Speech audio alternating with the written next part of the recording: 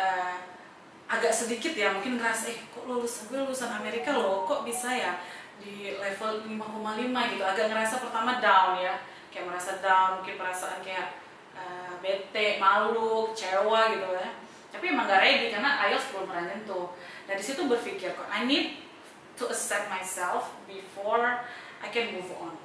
Kita harus terima dulu nih diri kita yang sekarang seperti apa sebelum kita bisa progres gitu kan. Kalau kita denial terus, sebenarnya gue lulusan ini, gue itu berapa tahun yang lalu dan lu udah benar-benar mungkin udah hilang gitu. Jadi terima dulu kondisi kita saat ini, baru dari situ kita pelan-pelan mencari jalan untuk berproses.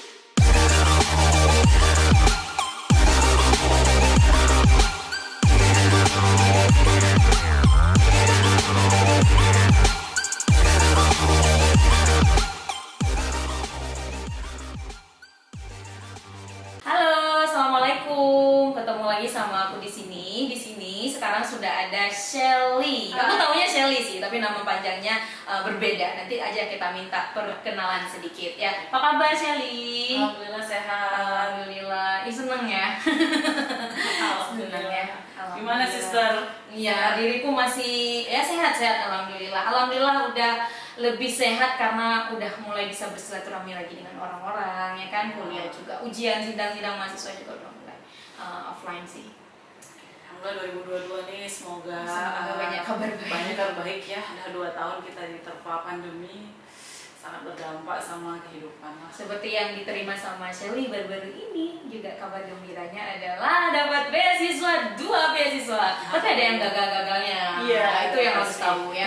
Mungkin langsung start di sini Shelly, yang tadi Shelly bilang bahwa kita butuh modal loh gitu. Dan aku juga yakin itu gitu. Karena gini, waktu dulu masih seorang mahasiswa S1 kemudian lanjut kemudian S2, kemudian aku belum kerja, aku nggak sanggup ikut IELTS. $200 itu banyak bagi aku. Dan mungkin jadi bisa cerita biaya-biaya yang kita butuhkan sebenarnya gitu. Mau realistis saja nih. Oke, ya, jadi mungkin dulu ya ketika masih muda mungkin kita sering suka merasa cerita-cerita motivator itu cukup gitu untuk membuat kita mencapai impian kita gitu. Tapi ternyata di balik cerita motivator yang orang lulus misalnya ke luar negeri, soalnya dulu waktu SMP itu sangat termotivasi ketika baca bukunya Andrea Hirata sama kita semasa. Jadi dulu pas di sekolah di Sorbonne Prancis ya. Kan yang kita tahu gimana salju, kuliah di Sorbonne, terus kayak ya. Dan dia juga mengangkat cerita dia dari kampung. Iya bener kan, secara kita juga dari kampung ya. Jadi nggak tahu ternyata di belakang sisi Andrea Hirata pergi ke sana itu ada tes IELTS, TOEFL itu yang harganya mahal ya. Dan dia nggak ngasih tahu. Iya, dia nggak ngasih tahu itu di novelnya.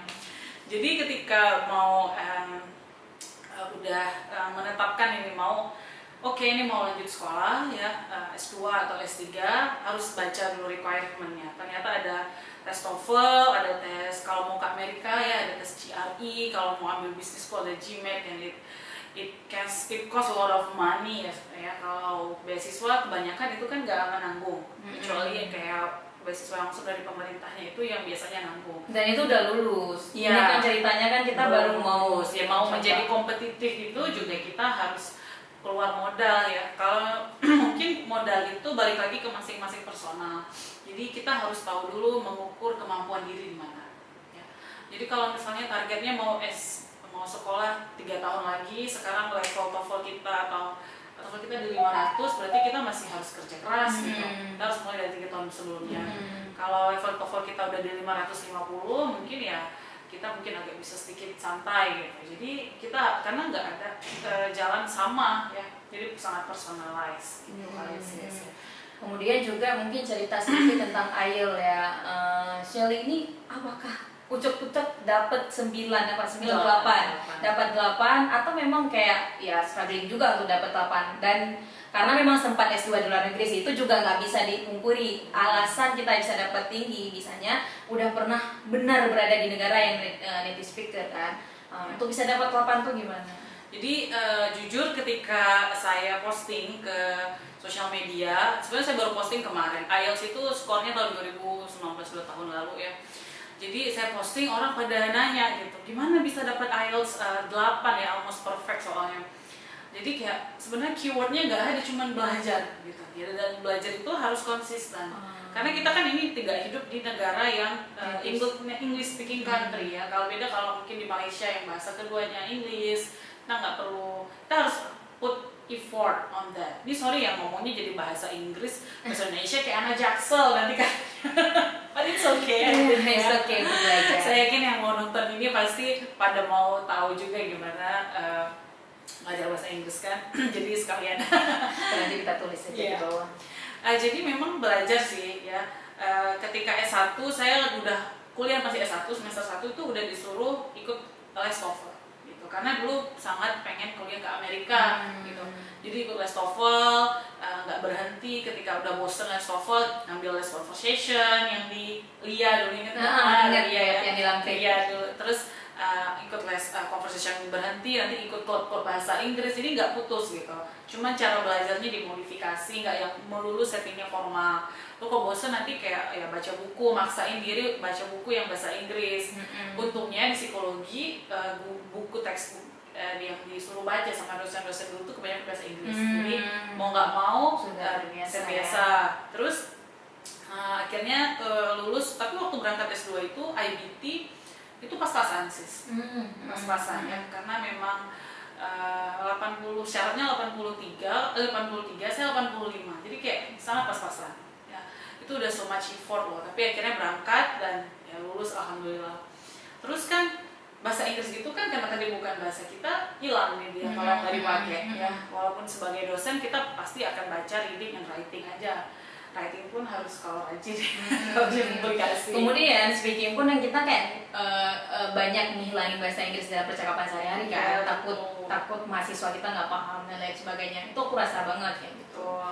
Ya speaking, jadi ya kita harus put effort gitu. Ini gimana ya, apalagi kalau sudah semakin kita udah bekerja kan, kita udah mulai prioritas kita banyak banget, dan cuma belajar bahasa Inggris terus gitu. Jadi ya gimana sehari-hari itu mencoba untuknya ngomong bahasa Inggris kalau bisa gitu. Jadi intinya belajar gak putus-putus. Nah, sampai pada tahun 2019 itu alhamdulillah ya, dari Dikti saya diikutkan program PKBI untuk seleksi. Nah untuk di Jogja ya, memang programnya itu ada biaya uang sakunya. Tapi karena saya bawa anak yang masih kecil, masih menyusui, nggak mungkin ditinggal kan, nggak harus bawa extra money ya, itu bring extra money for my family. Jadi of course harus siapin uang juga untuk kesana, dan anak bawa keluarga, dan dengan belajar yang harus fokus. Karena tadi ingat ini udah banyak sacrifice, pengorbanan. Jangan sampai pengorbanan ini nggak ada hasilnya, gitu. Ya, jangan main-main gitu, karena harus fokus. Jadi udah berkorban tenaga, finansial, terus mungkin ada mental ya, karena kita kan pindah ke tempat lain tuh nggak 3 bulan, bukan hal yang gampang. Kita ninggalin kenyamanan di rumah di sini itu bukan hal yang gampang. Jadi itu harus fokus. Jadi kayak habis anak tidur, baca lagi apa yang dipelajari tadi pagi gitu, coba menulis, coba ini gitu, tetap berusaha maintain skor bagus. Alhamdulillah keluar dari program itu saya satu-satunya yang dapat nilai 8. Oh, PKBI, apa namanya? PKBI ini untuk belajar bahasa Inggris. Iya, belajar lagi persiapan buat dosen-dosen sekolah, tapi dari Dikti. Dari Dikti, ya. Jadi satu-satunya dapat 8 overall. Iya, alhamdulillah. Jadi teman-teman bilang kan, kok mungkin ya tipsnya harus bawa anak katanya. Karena itu kan bapak ibu udah keluarga bawa anak kali ya. Jadi kita akan lebih fokus gitu kan. Ya, tapi tergantung manajemen waktu. Saya yakin semakin banyak beban, semakin banyak peran yang kita mainkan, kita harusnya semakin bagus gitu memanajemen waktu. Tapi kalau kita nggak ada tanggung jawab, mungkin kita akan lebih loose ya. Kayaknya tuh memang mungkin belum ada risetnya kali, atau udah ada saya nggak baca, tapi itu kayaknya memang betulan deh. Jadi semakin orang udah menikah, punya anak, kayaknya dia masih semakin cepat ngerjain sesuatu, nggak procrastinating lagi lah, nggak menunda-nunda lagi gitu ya. Jadi kalau aku lihat dari cerita Shelly ini ya teman-teman, kayaknya proses yang dijalanin untuk IELTS 8 ini juga ternyata nggak mudah. Ternyata ya pernah, bahkan yang PKBI 3 bulan ini, dan kita udah bisa kebayang 3 bulan itu udah pasti banyak tugasnya gitu, bukan yang kayak belajar mandiri gitu loh Shelly. Karena aku pribadi juga belajar mandiri kan IELTS gitu, dan aku merasa improve memang, tapi ketika konsisten. Iya betul. Jadi sebenarnya untuk IELTS itu benar-benar asing. Buat saya tuh asing banget karena seumur hidup pengennya TOEFL. Karena dari iya, dulu nggak kan ke Amerika kan. Amerika aja pengen. Jadi ketika pertama kali placement test, malah saya di skornya itu 5,5 ya placement test, tapi bukan real test IELTS. Jadi dari situ kayak ditempatin di kelas yang tengah levelnya, bukan yang top kan. Oh it's okay gitu. Agak sedikit ya mungkin ngerasa kok gue lulusan Amerika loh, kok bisa ya di level 5,5 gitu. Agak ngerasa pertama down ya, kayak merasa down, mungkin perasaan kayak bete, malu, kecewa gitu ya. Tapi emang gak ready karena IELTS belum pernah nyentuh. Dari situ berpikir kok I need to accept myself before I can move on. Kita harus terima dulu nih diri kita yang sekarang seperti apa sebelum kita bisa progres gitu kan. Kalau kita denial terus, sebenarnya gue lulusan ini, gue itu berapa tahun yang lalu dan lu udah benar-benar mungkin udah hilang gitu. Jadi terima dulu kondisi kita saat ini, baru dari situ kita pelan-pelan mencari jalan untuk berprogres. Dan ini tentang tes ya kan, bukan tentang hanya skill sebatas skill ya. Lu bisa mengerti baca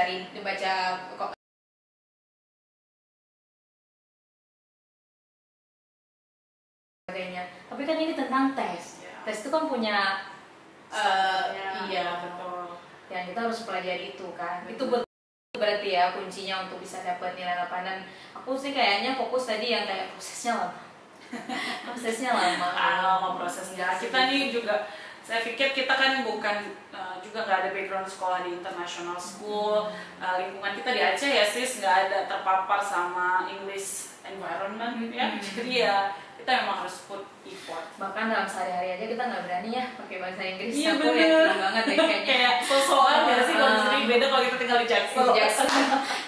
Biasa aja ya 80-20%-nya bahasa Indonesia, 40-nya ini sini nggak enak gitu. Mungkin teman-teman yang punya pertanyaan gimana cara dapat 8 tuh udah dapat jawabannya ya Shelly. Kemudian yang